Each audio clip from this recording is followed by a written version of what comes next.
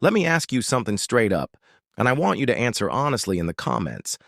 How many days a week are you actually training? Because here's what I've noticed. The guys posting no days off on Instagram, 6 sessions a week, every muscle group twice, cardio on rest days, they look the same as they did 6 months ago, maybe even worse. Then there's this other guy, 3 days a week, 5 exercises, walks home from work, sleeps 8 hours, getting leaner, getting stronger, and every single month. So who's more disciplined? Drop your answer below.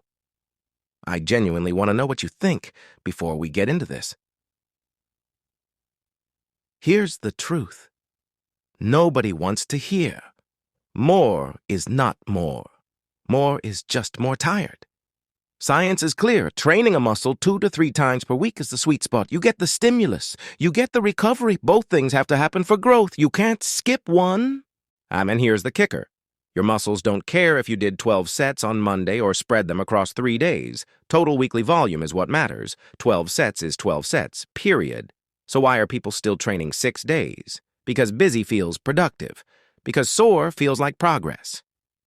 It doesn't. Now, what should those 3 sessions actually look like? Compound movements, full stop, pull-ups, dips, rows, squats, push-ups. That's your entire program. One pull-up works your lats. Biceps, forearms, and core simultaneously. One squat hits your quads, glutes, hamstrings, and core at once. Why would you replace that with 5 isolation exercises that do a fraction of the work? Research shows compound-only programs build just as much muscle as throwing in isolation work. So when you see a 15-exercise YouTube routine, that's not smart training dressed up as hard work. That's just noise. Pick 4 to 6 movements. Get stronger at them. That's it. Oh, and when you're in the session, rest 3 to 5 minutes between sets. Yes, really. I know it feels lazy.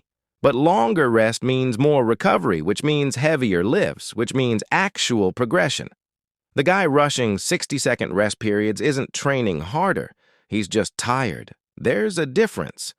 10 to 20 sets per muscle group per week is your total volume target. Not per session, per week. If you're hitting a muscle 3 times a week, that's roughly 4 to 7 hard sets per session. Each set, 5 to 15 reps, close to failure. And then you stop. Even when your ego says go harder. That is the discipline most people don't talk about. Now, cardio. This one's going to upset some people. Walking beats HIIT for sustainable fat loss. I said what I said. HIIT spikes your stress hormones. It makes you ravenous after. It wrecks your recovery. And eventually, you start dreading every session. Walking? You can do it daily. It clears your head. It doesn't eat into recovery.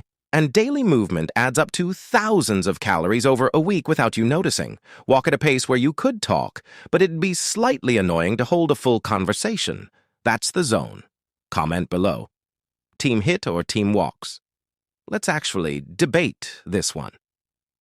And finally, the one thing more important than your program, your nutrition, even your consistency, sleep. Your muscles do not grow in the gym. They grow at 2 a.m. when you're knocked out cold. Sleep deprived?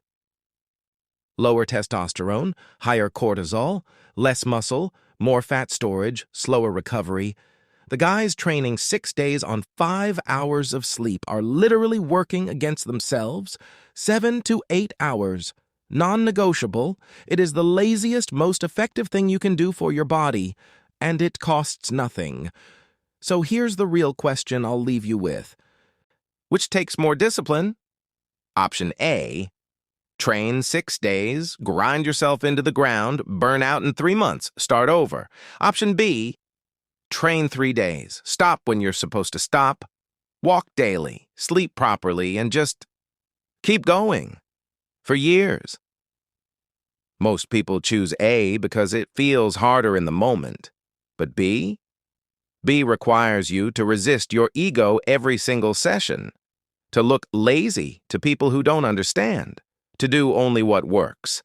Nothing more, nothing less. Aish, that's discipline. Drop in the comments. Are you an option A or option B person right now? And if you're ready to actually try this, like this video, so more people see it, I'll see you in the next one.